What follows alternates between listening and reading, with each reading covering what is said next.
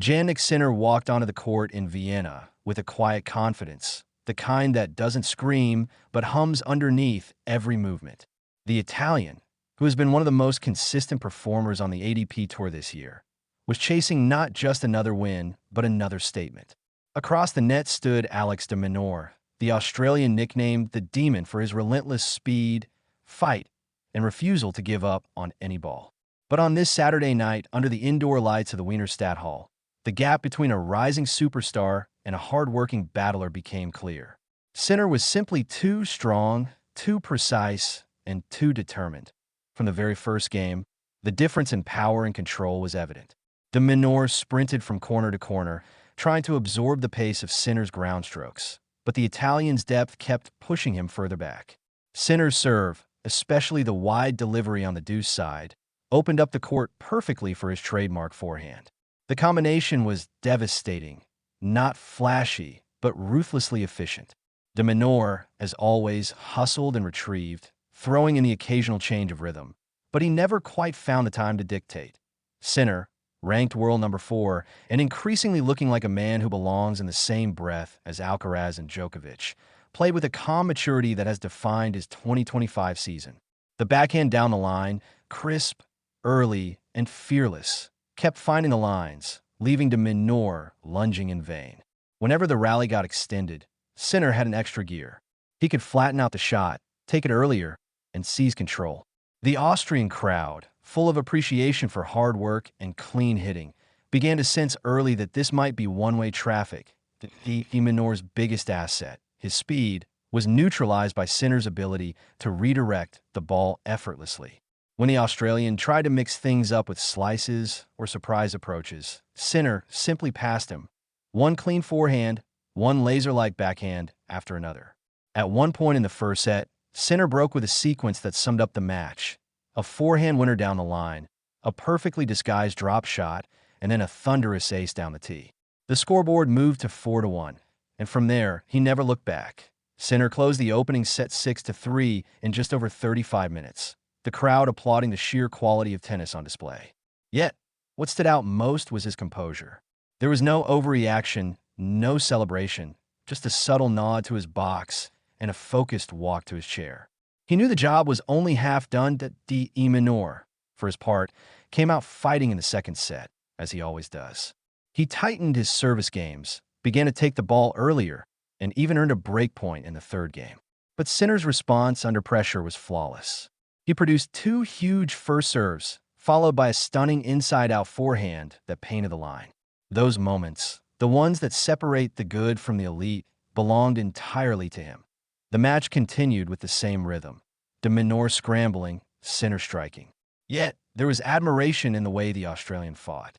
Even when the rallies seemed lost, he chased everything, forcing Sinner to play one more shot.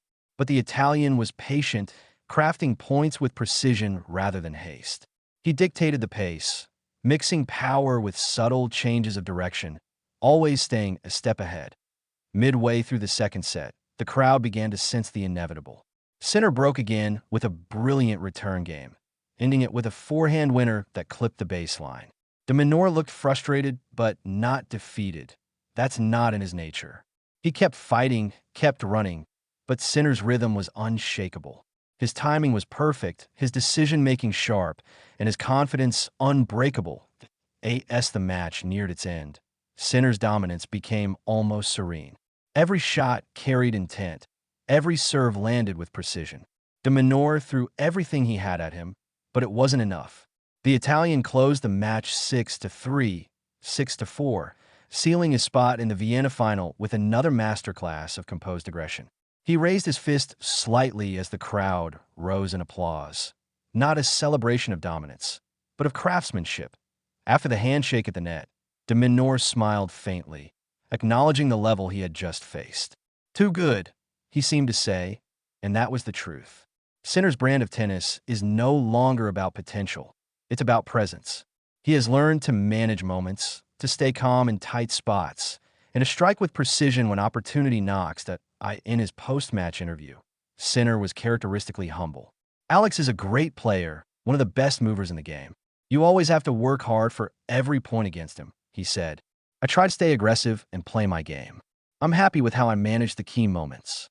But beyond the words, the performance itself told the real story. Sinner's game has matured into something close to complete. The serve that once lacked bite now wins him free points.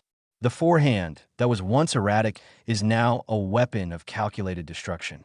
And his mental control, that quiet fire inside him, is what makes him so dangerous indoors. This one puts Sinner into yet another ATP final, continuing his rise toward becoming one of the defining players of this generation.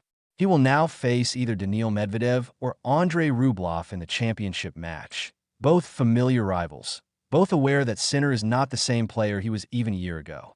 The improvement in his physical strength, tactical intelligence, and shot selection has been remarkable. He no longer just reacts, he dictates.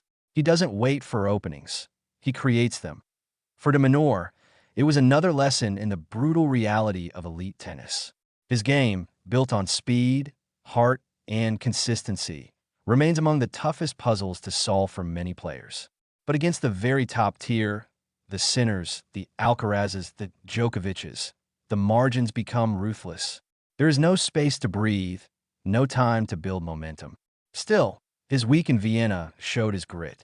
He battled past strong opponents to reach the semis and continues to establish himself as one of the most dependable top 15 players in the world. As the fans filtered out of the arena, many stayed behind just to applaud Sinner's exit. The young Italian, walking off with a slight smile, seemed already focused on what comes next. Vienna has been good to him before, but this version of Sinner looks ready to conquer more than just an indoor title. He looks like a man destined to fight for the biggest crowns in tennis, and to keep winning them. Tonight, he didn't just beat Alex de Minaur. He showcased everything that makes him one of the brightest stars in the game: precision, patience, and poise under pressure. For those watching closely, it felt less like a semifinal and more like a message. The future of men's tennis isn't arriving anymore. It's already here, and its name is Jannik Sinner.